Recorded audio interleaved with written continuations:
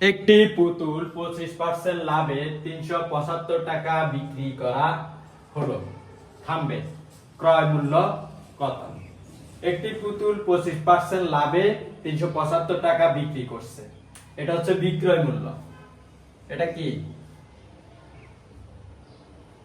বিক্রয় মূল্য? আর একটা বিষয় এখানে একটু বুঝেন। প্রথমে প্রশ্নটা আমাদের বুঝতে হবে 25% লাভে মানে কি 125%, 125% ক্রয় মূল্যের উপর 125% বিক্রি করে তারপরে 375 টাকা পাইছে। 375 টাকা হচ্ছে বিক্রয় মূল্য। বাজারে গিয়ে সে বিক্রি করলো, বিক্রি করে হাতে 375 টাকা পেল। 375 টাকা এখন ক্রয় মূল্য তো সে জানে। ক্রয় মূল্য হিসাব নিকাশ করে দেখলো যে তার 25% লাভ হয়েছে। ক্রয় মূল্য কত? আরেকটা বিষয়, ক্রয় মূল্যের ব্যাপারে আমরা সবসময় একটা কথা বলি, লাভ ক্ষতির অঙ্কে ক্রয় মূল্যটা আমাদেরকে অবশ্যই জানতে হবে। ক্রয় মূল্য অঙ্কে কোথায় বলা আছে? বলা নেই। বলা না থাকলে ক্রয় মূল্য কি কোনোভাবে হিসাব নিকাশ করে বের করা যাচ্ছে? যাচ্ছে না।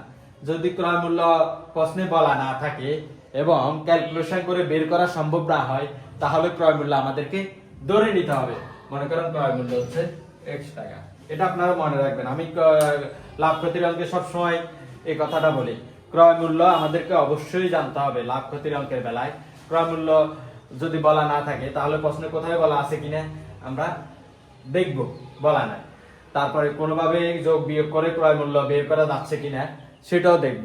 হ্যাঁ, যাচ্ছে না, তখনই আমরা ক্রয় মূল্য ধরে নিব। ক্রয় মূল্য x ধরে নিছি।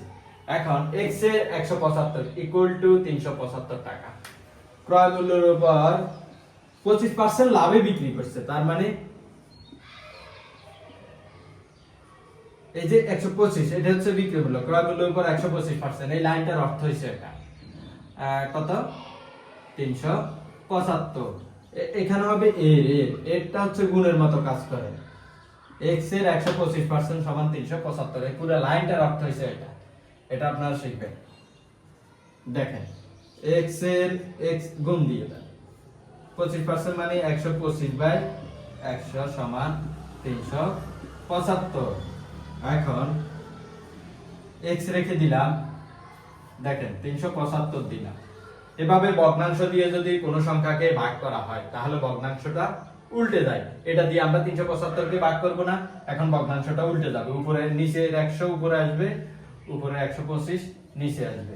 এখন কাটাকাটি দিয়ে দেন, হয়ে যাচ্ছে।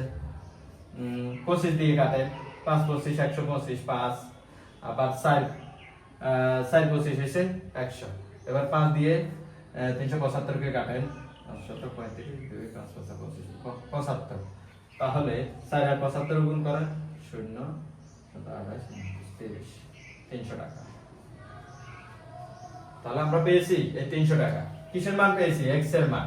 x টা কি? ক্রয় মূল্য। তাহলে আমরা ক্রয় মূল্যটা পেয়ে গেছি। দেখেন, ক্রয় মূল্যটা আমরা পেয়ে গেছি। এই ক্রয় মূল্য হচ্ছে এটা। আবার অৌখিক নিয়মও করা যায়, তবে এই নিয়মটা ভ্যালিড ফর্মুলা আপনারা লিখিত আর এমসিকিউ আসলে তো এটা অনেক সহজ, খুব দ্রুত করে ফেলতে পারবেন। আর যদি লিখিত পরীক্ষা আসে তাহলে আপনারা এইভাবে লিখতে পারবেন, ক্রয় মূল্য x টাকা, 125% লাভে বিক্রি করা, বিক্রয় মূল্য হচ্ছে 100 যোগ 25, 125, তারপর 75 হচ্ছে বিক্রয় মূল্য। এইভাবে সবগুলা লিখে আলাদা আলাদা বা আমার বলা মুখের কথাগুলো আলাদা আলাদা ভাবে লিখবেন। লিখে তারপর এখানে লিখবেন প্রশ্ন মতে, এখানে লিখবেন প্রশ্ন মতে করে তারপরে এভাবে। এখন দেখেন 25% লাভে এটারে এইভাবে লেখা যায়। এটা বিক্রয় মূল্য না, এজন্য বিক্রয় মূল্য 125 টাকা বিক্রয় মূল্য হলে 125 টাকা বিক্রয় মূল্য হলে ক্রয় মূল্য 125 টাকা বিক্রয় মূল্য হলে ক্রয় মূল্য কত? 100 টাকা। এভাবে লিখতে হবে, এই যে এটা। তাহলে 1 টাকা বিক্রয় মূল্য হলে ক্রয় মূল্য কত? 100 করে আর 125 নিচে। সুতরাং ক্রয় মূল্য যদি 375 টাকা হয় এভাবেও করতে পারেন,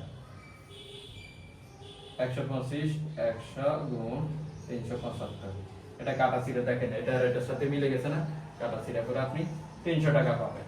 তো আমি বলবো আপনারা এটা ফলো করেন। এটা সবচেয়ে ভ্যালিড ফর্মুলা, এটাই সবচেয়ে সহজ, সিম্পল এবং খুব দ্রুত আনসার বের করা যায় ওটা।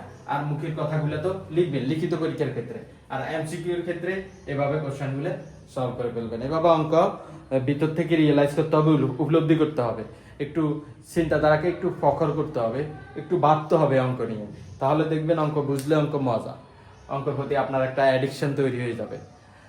আশা করি আপনার বেসিক বুঝে করবেন, কোনো শর্টকাট নিয়ম অনুসরণ করবেন না। শর্টকাট নিয়ম অনুসরণ করলেও আপনি আগে এটার বেসিকটা ক্লিয়ার করবেন, বেসিকটা জানবেন, তারপরে আপনি নিজে আরেকজনের তৈরি করা শর্টকাট না, আপনি নিজেই শর্টকাট পদ্ধতি তৈরি করে নিতে পারবেন, নিজে সৃষ্টি করে নিতে পারবেন শর্টকাট, নিজে আরেকজনকে শর্টকাট শিখাইতে পারবেন। বেসিক বুঝে তারপরে শর্টকাটে এগোবেন। No shortcut, only basic is real, এই নীতিতেই আপনারা এগোবেন। আদারওয়াইজ জব পরীক্ষা, অন্যান্য চাকরি পরীক্ষা আপনি ঢের পিছিয়ে পড়বেন অন্যান্য প্রার্থীদের তুলনায়।